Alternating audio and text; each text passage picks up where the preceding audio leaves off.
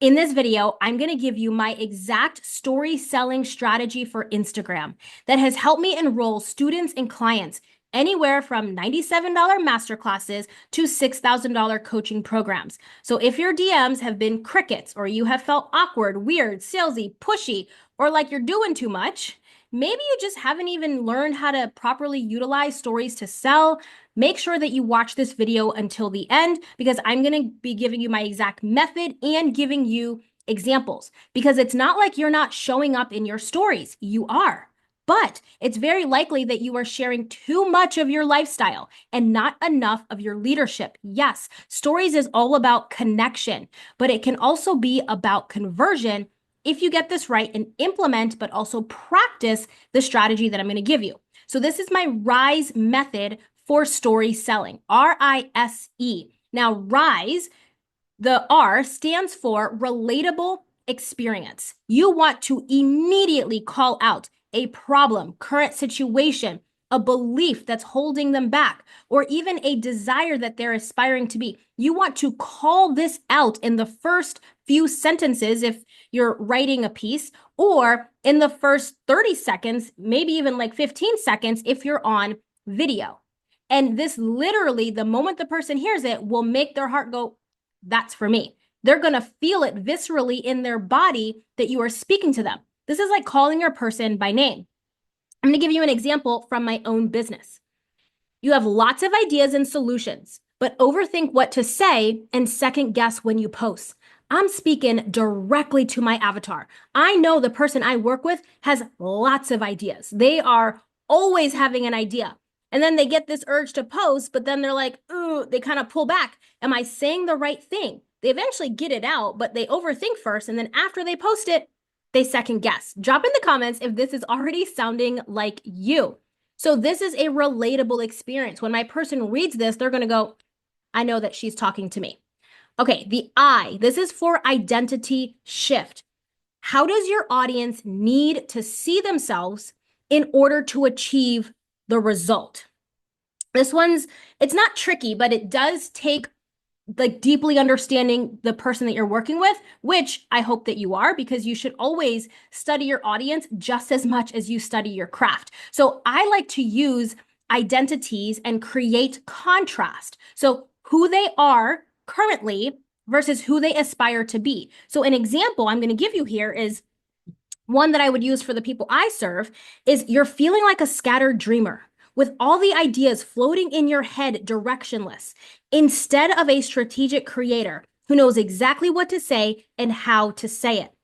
My person has all these ideas, but they feel scattered. So I'm using the word because they have actually used that word to me where they're like, I got all this stuff in my head, but it still feels scattered. So I'm basically using the exact words they've given to me in my content strategy. And so when I say scattered dreamer, they're like, well, I do feel scattered, but I'm not just a dreamer. Like I'm building a business, right? So now I've positioned them as a strategic creator, something to aspire to. And I say here very specifically, and I define it. Who knows exactly what to say and how to say it? If you listen to my last video, it's all about like how you deliver what it is you say, not just what you say, but how you actually deliver it. So I go into details in my last video about that. Make sure you go and check that out. But this is how you start using an identity shift so that they can really see themselves. One of my mentors always talks about rich people, poor people, right? You don't want to be a poor person. So if you're going over all of these things and you're like, oh my gosh, I do this thing, and your mentor is saying a poor person does that, you're like, I don't want to do that. Well, what does the rich person do? Now you're immediately looking to identify with where you aspire to be. So think about some, and I don't like to use labels, but think about an identifier is how I like to use this word. Think about an identifier for your person. All right, next we are in the S. The S is for simple solution. So what do they need to stop believing? And what do they need to start believing? Or what do they need to stop doing? And what do they need to start doing? So this is like what they need for the result. An example I'm going to give you here. When you have your own signature framework, you know exactly what to do with every content idea and make it relevant for your audience to speak to those ready to buy. The solution here is your own signature framework. I'm flat out saying when you have your own signature framework, this is what is going to happen. That is the simple solution. Next, we're going to go into the E, emotional pull. What experience will your audience feel in their body and tangible result that they will get in their life? So here's the example. You'll stop wasting your time looking for what to say so someone buys and be able to produce less content but still make more sales. Very simple. The emotional pull here is you'll stop wasting your time.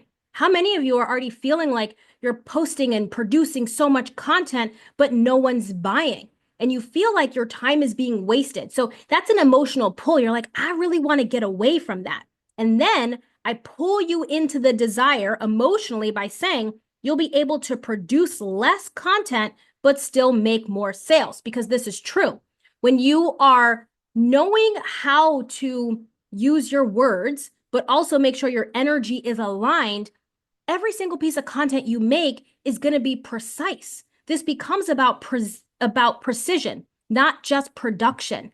And so the more precise you are in being able to service your people through your content, the less you're going to have to put out in order to make more sales. So this is a framework to practice, because what this method does is it literally paves the way for an invitation into your offer.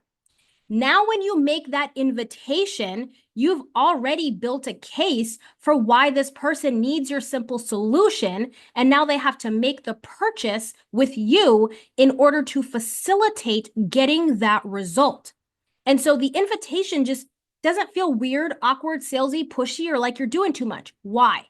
Because you have already built the case. You've already demonstrated to them that you understand them better than they understand themselves, because you called out a belief, you called out a desire, their current situation. You said, this is what you're doing, this is what you need to do instead. And you've given them identities that make them feel a certain way. How many people do things just for status, right? So many things right now are just about the status.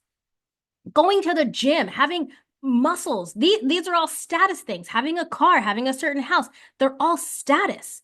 And when we use these kinds of identifiers, when we do the identity shift, you're creating a status for your person to aspire to. So this paves the way for you to introduce what it is you can do in order to help them. Now, this takes anywhere from 4 to 6 story slides.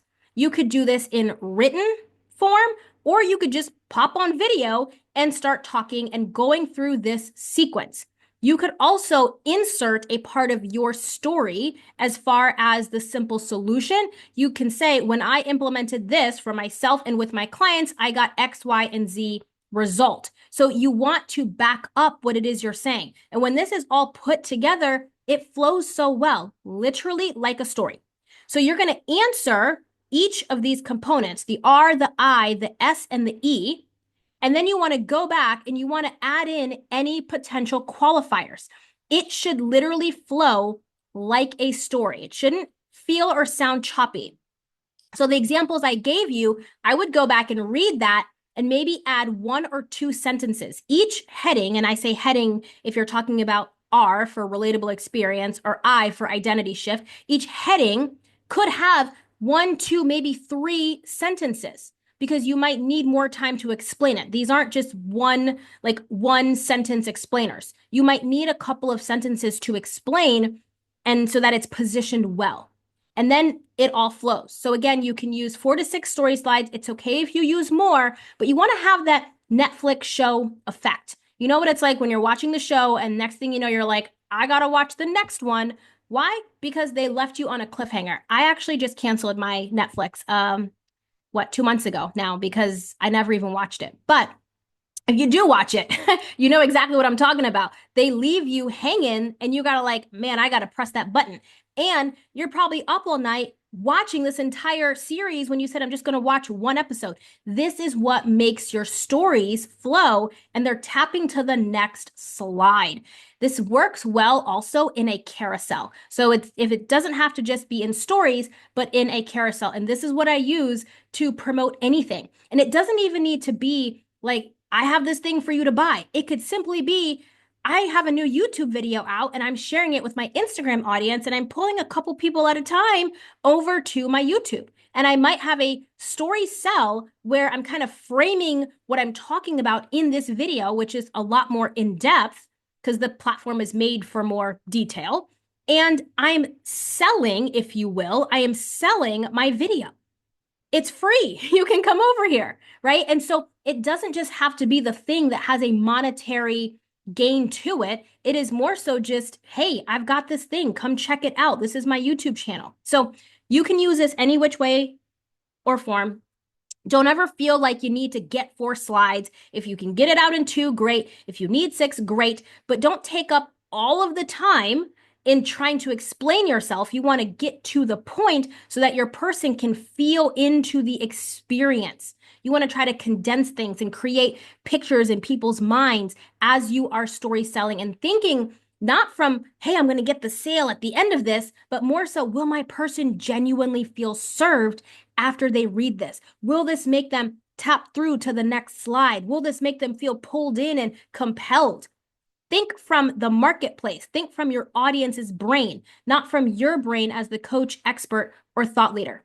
If you are in a position right now and you're like, I have got to create my own signature framework, join me for my upcoming Content Authority Blueprint Challenge. It is going to be so fun. We are going to create your framework so it becomes the foundation that gives you the messaging that sells your offers. And it makes story selling easy. It makes creating YouTube videos or Instagram lives or anything that you might be doing. It makes it so easy because you know exactly what to do with all the ideas floating around in your head. Join me for the challenge. I will put the link down below. I pray this video blesses you, and I will see you in the next one. Bye.